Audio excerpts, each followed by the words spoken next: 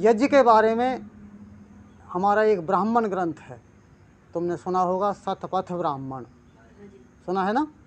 शतपथ ब्राह्मण में इन मंत्रों के ऊपर जो वेदों में दिए हुए हैं और वेदों में जो कर्म कांड आदि दिया हुआ है उसके ऊपर विशद बहस है, वर्णन है, उसका व्याख्यान है। तो एक दिन राजा जनक अपने गुरुजी से पूछते हैं, क्या नाम है राजा जनक के गुरुजी का? उनके जो गुरु हैं, उनके जो कुल गुरु हैं, उनका नाम है याज्ञवल्क्य। क्या नाम है? याज्ञवल्क्य। क्या अर्थ होता है इस शब्द का? वल्क माने छाल या वल्क माने कपड़े। भाई वल्कल वस्त्रों के बारे में कभी सुना हो हैं? वल्क माने वस्त्र, जो यज्ञ रूपी कपड़े ही पहनते थे, इतना उच्च कोटि का नाम है उनका। तो उनसे पूछते हैं यज्ञ के बारे में, कहते हैं उस समय भाषा कौन सी होती थी?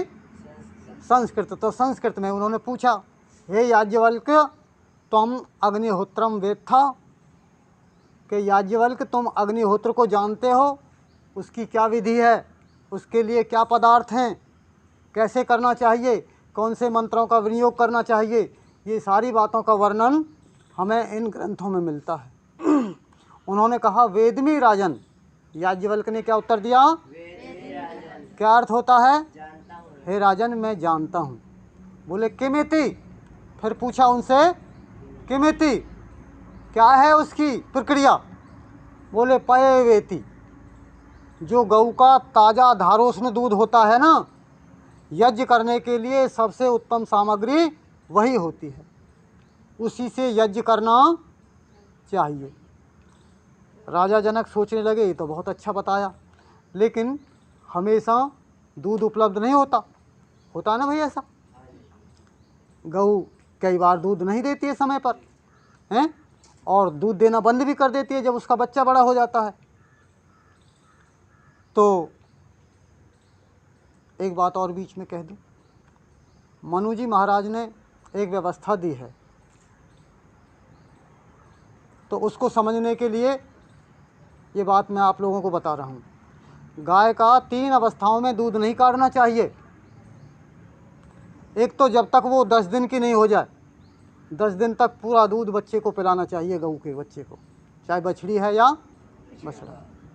दूसरे, यदि उसका बच्चा मर जाए तो भी वो दूध नहीं देना चाहती है, फिर जो ज़बरदस्ती यदि उसका दूध काढ़ा जाता है, तो आप ही बताओ, कोई तुम्हें दान दे तो उसे तो तुम क्या मानोगे, और किसी से तुम ज़बरदस्ती छीन लो तो उसे तुम क्या मानोगे? भाई उसे राहजनी चोरी डकैती कहोगे कि नहीं कहोगे? तो गऊ से जो ज़बरदस्ती दूध काढ़ा जाए उसे क्या कहेंगे? वो भी चोरी डकैती है। इसलिए गऊ का यदि बच्चा मर जाए तो उसे कुछ समय भोजन नहीं दिया जाए, लेकिन क्या कहें, अब तो गऊओं को कटवा दिया जाता है यदि दूध नहीं दे तो। कितनी बुरी व्यवस्था चल गई है। पहले जंगल हुआ करते थे, उसमें दिन रात पशु चरते थे, छोड़ दिया करते थे उनको, लेकिन ज्यों ज्यों ये जनसंख्या बढ़ती जा रही है, राक्षसपन, दैत्यपन हावी होता जा रहा है। तो 2 अवस्था मैंने तुम्हें बताई, किन किन अवस्थाओं में दूध नहीं काढ़ना चाहिए। एक तो 10 दिन तक, जब ब्यागई हो गाय तो 10 दिन तक दूध नहीं काढ़े, बच्चे को पूरा पिलाए और उसे खुला छोड़ दे। यदि बांध कर रखेंगे तो बच्चा मर जाएगा। उसे कूदने दो, जितनी बार चाहे उतनी बार वो दूध पिए। दूसरी क्या बताई? यदि बच्चा मर जाए तो दूध नहीं काढ़ना चाहिए, और ऐसा प्रयत्न करना चाहिए कि वो दूध जल्दी से सूख जाए और आगे की हो जाए, दोबारा से गर्भिणी हो जाए और जल्दी से जल्दी फिर ब्याह करके दूध देने का उसका ढंग बन जाए। तीसरी एक अवस्था और होती है, दूध नहीं काढ़ना चाहिए, जब वो सांड से मिलना चाह रही हो, ताड़ सा जब छोड़ती हैं, तो ऐसे समय पर गऊओं के दूध में कामुकता के परमाणु होते हैं। उस समय का दूध बच्चे को उसके को पीने देना चाहिए या काढ़ करके उसको स्वयं पिला देना चाहिए, ताकि गर्भ स्थिर हो जाए ढंग से और कोई कमी ना आए उसके शरीर में। तो तो ऐसे 3 समय का दूध पहले धार्मिकता पूर्वक नहीं काढ़ा जाता था, लेकिन अब कोई नहीं मानता और कहते हैं कि ऐसे समय का दूध तो और भी बढ़िया होता है। लोगों को तरह तरह के लोभ दिखा करके उल्टे काम करा रहे हैं। जो धर्म पर चलना चाहता है उसे धर्म से भ्रष्ट करने का प्रयत्न कर रहे हैं। ऐसे लोगों के मानसिकता के ढंग बने हुए हैं। तो अभी मैं जो तुम्हें ये बता रहा था कि भाई 3 समय पे दूध नहीं काढ़ना चाहिए। आप लोगों को ये पता है कि क्यों नहीं काढ़ना चाहिए? बताओ, दूध कहाँ होता है? कुछ लोग कहते हैं दूध थनों में होता है। यदि थनों में होता हो तो बहुत सी गाय ऐसे ही घूम रही हैं, दूध काट के दिखाओ।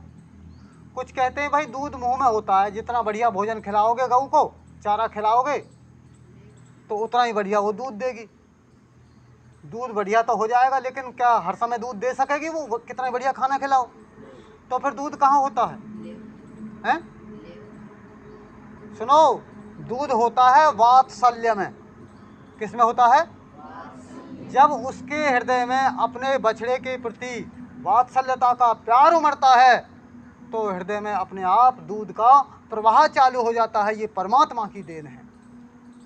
भाई हमारी माता बहनों के भी स्तन होते हैं ना, क्या हर समय दूध होता है?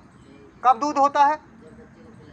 जब छोटा बच्चा जन्म लेता है और वो कुछ बड़ा होता है तब तक दूध होता है। जब बच्चा बड़ा हो जाता है तो दूध अपने आप सूखने या कम हो जाने लगता है, क्योंकि बच्चे के प्रति उतनी ममता, उतना वात्सल्य माताओं के हृदय में फिर नहीं रहता। तो यही पशु पक्षियों में भी है।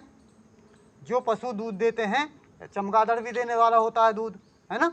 उनकी मादाओं में जो चमगादड़ होती है वो दूध देती है। पक्षियों में केवल एक चमगादड़ ऐसा होता है जिनकी मादा दूध देती है, बच्चों को स्तन पिलाती है।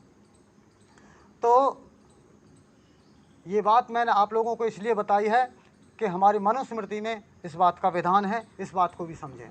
अब क्या है आगे?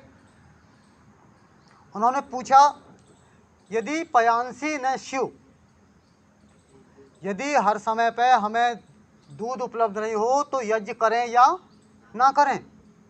उन्होंने बताया, तदा सर्पिंसी। तो सर्पिंसी, सर्पिस माने घी, सर्पिस माने तो घी को कई कई वर्षों तक रखा जा सकता है सुरक्षित। घी से यज्ञ करो।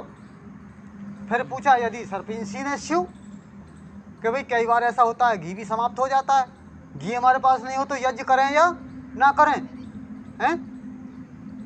तब उन्होंने बताया कि भाई जो वनस्पति के फल हैं उनसे यज्ञ करो। अच्छा, यदि वनस्पति यानी शिव कि वनस्पतियाँ भी हमारे पास में उपलब्ध नहीं हो तो किससे यज्ञ करें या ना करें? बोले नहीं, यज्ञ का फिर भी लोप नहीं करना। फिर किससे करें?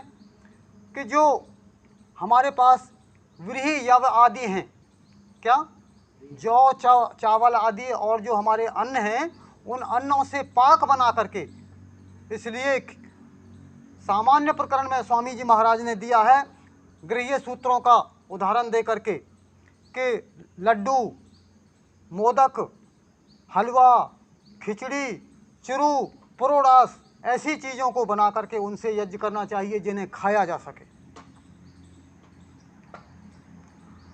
फिर उन्होंने पूछा कि यदि ये भी उपलब्ध नहीं हो, तब उन्होंने बताया कि जो जड़ी बूटी औषधियाँ होती हैं उनसे हवन करना चाहिए। फिर पूछा, वे भी यदि उपलब्ध नहीं हो तो फिर किससे यज्ञ करें या ना करें? बोले फिर सूखे पत्ते ले आओ, सूखे पत्तों से हवन करो। जो आज हम ये देख रहे हैं इनमें ऐसी जड़ी बूटियाँ और पत्ते तो हैं या थोड़े बहुत हम मेवा, मिष्ठान, घी, मीठा आदि मिला लेते हैं और बढ़िया वो नहीं है। कुछ लोगों ने ये चलाया है, बड़ी अच्छी बात है कि वो बढ़िया बढ़िया मोटा मोटा आटा पिसवा लेते हैं, चावल का, उड़द का, चने का, गेहूं का, और उसे घी में भून लेते हैं, उसमें मेवा मिला करके उससे हवन करते हैं। तो ये बहुत अच्छी बात है, धन्यवाद के पात्र हैं ऐसे लोग। लेकिन ये अकाल जैसा ढंग बना हुआ है जो इस तरह से हवन करते हैं। तो अगली बात क्या आई? उनसे हवन करो। फिर उन्होंने पूछा कि ये भी उपलब्ध नहीं हो तो फिर हवन करें या ना करें? बोले नहीं, फिर भी जल से हवन करो।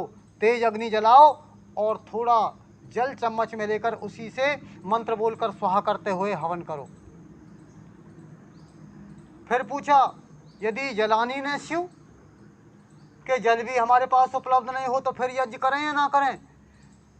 तो याज्ञवल्क्य बोले, अच्छा तुम ये पूछना चाहते हो कि द्रव्य मात्र के अभाव में हवन करें या ना करें? बोले हाँ, मेरा यही प्रयोजन है। राजा जनक क्या बोले?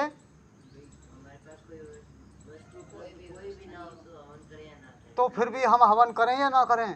तो याज्ञवल्क्य बताते हैं उन्हें, ध्यान से सुन लेना, तो मैं इसलिए बता रहा हूँ मैं ये बात कि जीवन में संकल्प ले लो, प्रतिदिन दोनों समय हम हवन किए बिना नहीं रहेंगे, चाहे कैसे ही करें।